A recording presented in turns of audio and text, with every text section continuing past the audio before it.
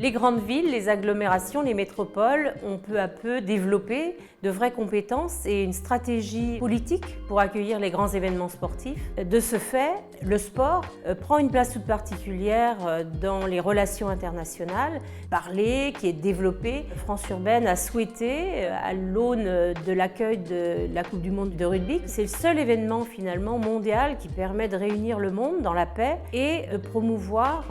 des valeurs très différentes, mais toujours avec un langage universel, parce que le sport, c'est une activité, une politique publique qui résonne à l'échelle de tous les pays. Et donc, on peut de ce fait-là dire que le sport a de vraies vertus pour la diplomatie internationale. Et c'est la raison pour laquelle France Urbaine, avec Territoire d'événements sportifs, avec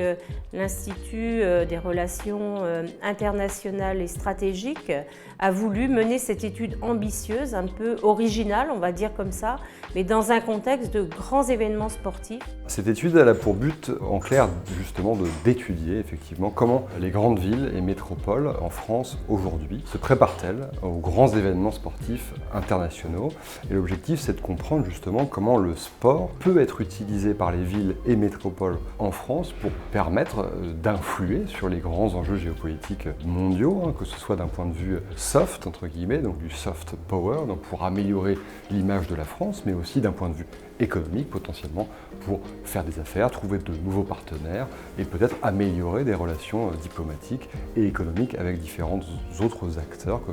peuvent être par exemple des États ou des entreprises. Cette étude, je l'espère, permettra de montrer aussi tout l'intérêt qu'il y a de développer ces coopérations internationales à l'échelon local entre des villes, entre des métropoles de différents pays, de différents continents. Nous pensons qu'il est pertinent de pouvoir, à côté de la diplomatie officielle de l'État, voir émerger des coopérations internationales qui permettent parfois, avec plus de souplesse,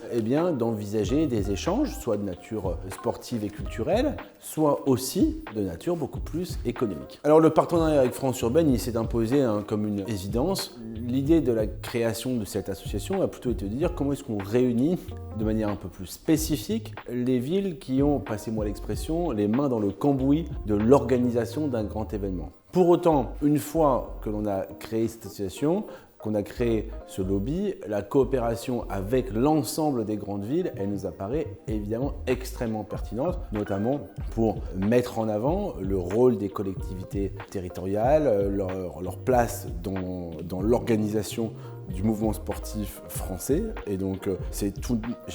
naturellement que ce partenariat s'est construit. Nous, on est très heureux que ça existe, parce que ça montre la volonté de coopération des grandes villes organisatrices des événements sportifs internationaux. Donc nous, ce qu'on en attend, c'est aussi une part de reconnaissance de notre rôle, non seulement dans l'organisation, mais aussi dans un rôle moteur sur l'organisation du sport français et sa promotion à l'international pour le sport et également pour la capacité de notre pays, pour son savoir-faire dans l'organisation des grands événements sportifs internationaux.